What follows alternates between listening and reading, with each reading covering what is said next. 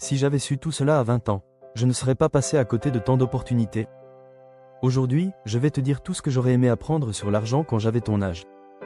Ce que personne ne m'a dit, ce que l'école ne m'a jamais enseigné. Et ce qui aurait radicalement changé ma vie financière. 1. L'argent n'est pas un but, c'est un outil. À 20 ans, on pense souvent que le but, c'est être riche. Mais en réalité, l'argent est juste un outil. Il te donne du temps, de la liberté et des choix. Si tu cours après l'argent sans savoir pourquoi, tu finiras par être prisonnier de ton travail ou de ton style de vie. Apprends dès maintenant à te demander « Pourquoi je veux de l'argent ? Que vais-je en faire ?» 2. Le coût d'opportunité. Quand tu dépenses 50 € pour une paire de chaussures, tu ne perds pas juste 50 €. Tu perds ce que ces 50 € auraient pu devenir dans 10 ans si tu les avais investis. À 20 ans, chaque euro a un potentiel énorme grâce à l'effet boule de neige des intérêts composés. Si tu investis 100 € par mois dès maintenant, à 10% d'intérêt moyen par an, comme le marché boursier l'a historiquement fait, tu auras environ 200 000 € à 60 ans. Si tu attends tes 30 ans, moins de 70 000 €. 3. Les dettes, piège. Je croyais qu'avoir une carte de crédit, c'était avoir du pouvoir. En réalité, les mauvaises dettes, prêts conso, crédit revolving, achat à crédit, sont des chaînes invisibles. 3. Une dette mal maîtrisée, c'est une prison à long terme. Évite à tout prix les dettes pour consommer. Emprunte uniquement si cela peut te rapporter plus que ça ne te coûte, études, immobilier bien calculé, entreprise.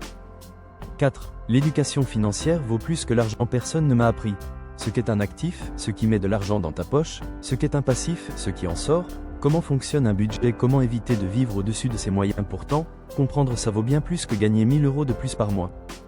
Lis des livres comme Père riche, Père pauvre, L'homme le plus riche de Babylone, ou The Millionaire Next Door.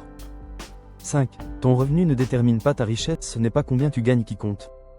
C'est combien tu gardes, et ce que tu en fais. Quelqu'un qui gagne 1200 € et épargne 20% sera plus riche dans 10 ans que celui qui gagne 3000 € et dépense tout. Commence à épargner même 10 € par semaine. L'habitude vaut plus que le montant. 6. Crée des sources de revenus. À 20 ans, tu as le temps, la créativité et la liberté pour expérimenter. Commence petit. Freelance, rédaction, graphisme, traduction, vendre un produit digital, lancer une petite activité, investir dans une compétence, code, montage vidéo, langue, le but. Ne pas dépendre d'un seul revenu. Parce qu'un seul revenu, c'est fragile. 7. L'effet composé de tes choix, tout s'accumule. Tes dettes, ton épargne et ton réseau, tes compétences. À 20 ans, tu sèmes. À 30 ans, tu récoltes. À 40 ans, tu vis de ce que tu as semé, ou tu subis ce que tu as négligé. Ne sous-estime aucune petite décision quotidienne. 8. Vivre en dessous de ses moyens, c'est l'une des plus grandes vérités que j'aurais aimé comprendre. Il vaut mieux être modeste et libre, que riche et prisonnier. Les apparences ne paient pas les factures. L'important, c'est ce que tu construis en silence. 9. L'environnement financier. Entoure-toi de gens qui parlent d'investir, d'entreprendre, d'épargner. Fuis les conversations qui tournent autour de payer à crédit, acheter pour frimer, ou vivre au jour le jour. Ton entourage influence ton rapport à l'argent bien plus que tu ne le penses. Si je pouvais parler à mon moi de 20 ans, je lui dirais « Tu n'as pas besoin d'être parfait. Tu as besoin d'être conscient. Et de commencer. Chaque jour est une chance de prendre une meilleure décision.